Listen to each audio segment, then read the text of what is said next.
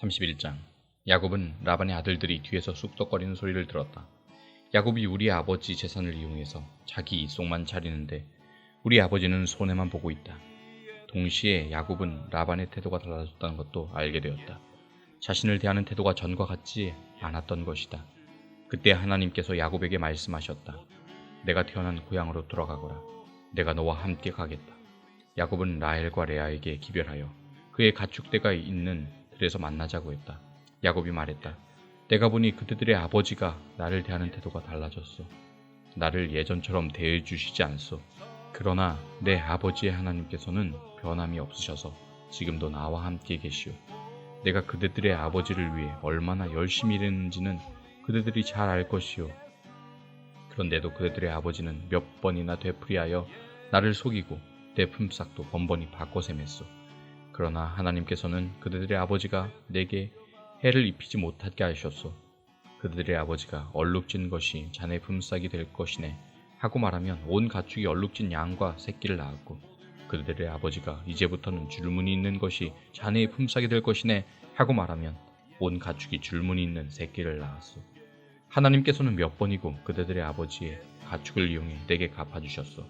일찍이 가축들이 짝짓기를 하던 때 나는 꿈에 줄무늬가 있고 얼룩지고 점 있는 수염소들이 암염소들에 올라타는 것을 보았소. 그 꿈에서 하나님의 천사가 야곱아 하고 나를 불렀소. 나는 예 하고 대답했소. 그 천사가 이렇게 말했소. 잘 보거라.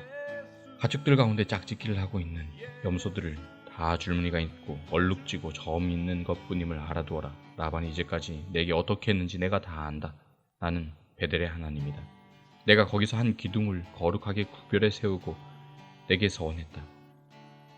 이제 너는 이곳을 떠나 내가 태어난 고향으로 돌아가거라.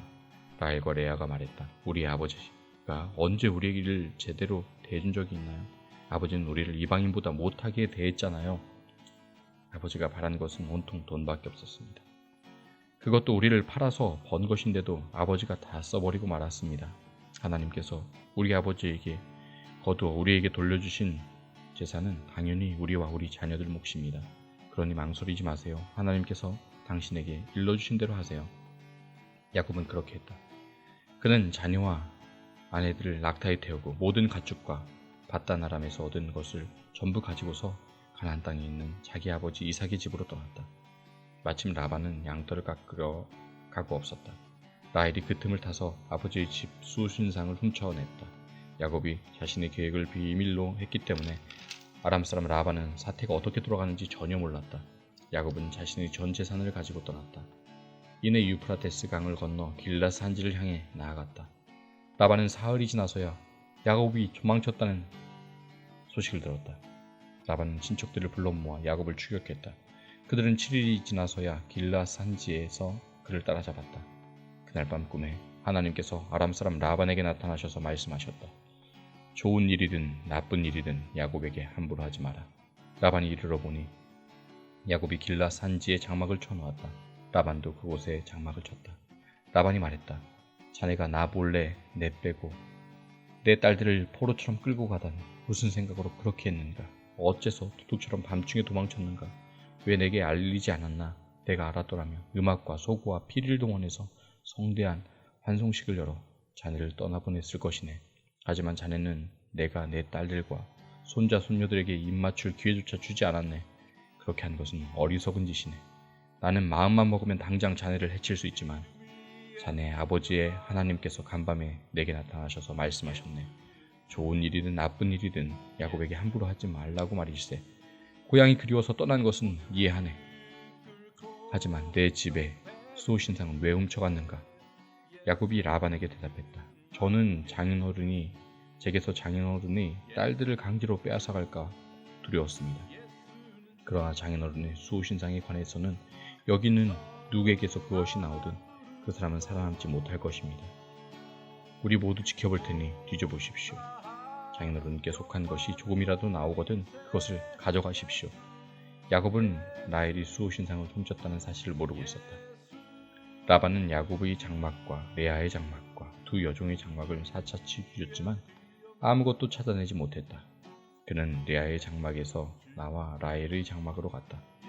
그러나 라헬은 그 수신상을 가져다가 낙타 한 장 속에 넣고는 그 위에 앉아 있었다. 라반이 장막을 뒤지고 샅샅이 수색했으나 아무것도 찾아내지 못했다. 라헬이 자기 아버지께 말했다. 아버지, 제가 월경 중이라 아버지 앞에서 일어설 수 없으니 저를 무례하다 여기지 말아 주십시오. 라반은 그곳을 샅샅이 뒤져보았으나 수신상을 찾아내지 못했다. 이제는 야곱이 화를 내며 라반에게 따졌다. 제가 무슨 죄를 짓고 무슨 잘못을 저질렀기에 저를 이렇게 괴롭히십니까? 장인어른께서 이곳을 샅샅이 뒤졌으나 장인어른의 소유라고 할 만한 것은 단 하나도 찾아내는 것이 있습니까? 있다면 보여주십시오. 증거를 제게 제시해 주십시오. 장인어른과 저 사이에 누가 옳고 그른지 우리 가족과 장인어른의 가족이 배심원이 되어줄 거라 가려줄 것입니다. 제가 장인어른을 위해 20년 동안 일하면서 암양과 암염소가 유산한 적이 한 번도 없었습니다. 저는 장인어른의 가축 가운데 수량 한 마리를 잡아먹은 적도 없습니다. 들짐승에게 찢긴 가축은 장인어른께 가져가지 않고 제 주머니를 털어 변상했습니다. 사실 장인어른은 제 잘못인지 아닌지 가리지도 않고 제게 물어내게 하셨습니다. 저는 찐 듯한 더위나 살을 애는 듯한 추위도 밖에서 일했고 잠을 못 자고 밤을 새운 적도 여러 번 있었습니다.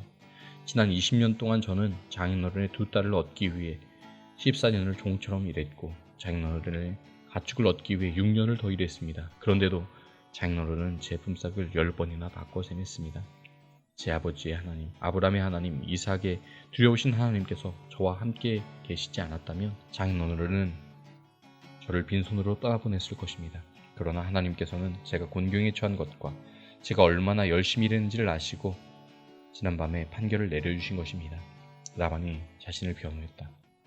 딸들도 내 딸들이고 아이들도 내 아이들이고 가축도 내 가축일세. 자네 눈에 보이는 모든 것이 내 것일세. 그러나 내가 내 딸들이나 그 애들이 낳은 자식을 어찌 하겠는가. 그러니 자네와 나 사이에 계약을 맺어 해결하세요. 하나님께서 우리 사이에 증인이 되어 주실 것일세. 야곱이 돌 하나를 가져다가 기둥처럼 똑바로 세웠다. 야곱이 가족을 불러 모아 돌들을 가져오시오 하고 말했다. 그들은 돌들을 주워 모아 쌓아 올리고 그 돌무더기 곁에서 음식을 먹었다. 라반은 그 돌무더기를 아람말로 여갈사 하두다, 증거의 기념비라고 했고 야곱은 히브리 말로 갈렛, 증거의 기념비라고 했다. 라반이 말했다. 이제부터 이 돌무더기 기념비가 자네와 나 사이의 증거가 될 것이네. 이 돌무더기를 미스바, 망르라고도 하는데 이는 라반이 그렇게 말했기 때문이다. 우리가 서로 보지 못할 때에도 하나님께서 자네와 나 사이에 지켜보신다네. 자네가 내 딸들을 박대하거나 다른 아내들을 맞이하들이면 주위에 자네를 보는 사람들이 아무도 없다 하더라도 하나님께서 자네를 보시고 우리 사이에 증인이 되어 주실 것이네. 라반이 계속해서 야곱에게 말했다. 이 돌무더기 기념비와 내가 세운 이 돌기둥이 증거일세. 내가 이 선을 넘어가 자네를 해치지 않고 자네도 이 선을 넘어와 나를 해치지 않겠다는 증거 말일세. 아브라함의 하나님, 나홀의 하나님, 그들의 조상의 하나님께서 우리 사이의 일들을 올바르게 해결해 주실 것이네. 야곱도 두려우신 분, 곧 자기 아버지 이삭의 하나님께 맹세하여 약속했다. 야곱은 산에서 제사를 드리고 예배한 뒤 친족들을 모두 식사에 청했다. 그들은 음식을 먹었고 그날 밤을 그 산에서 묵었다. 라반은 이튿날 아침 일찍 일어나 손자 손녀와 딸들에게 입맞추고 그들을 축복한 다음 집을 향해 출발했다.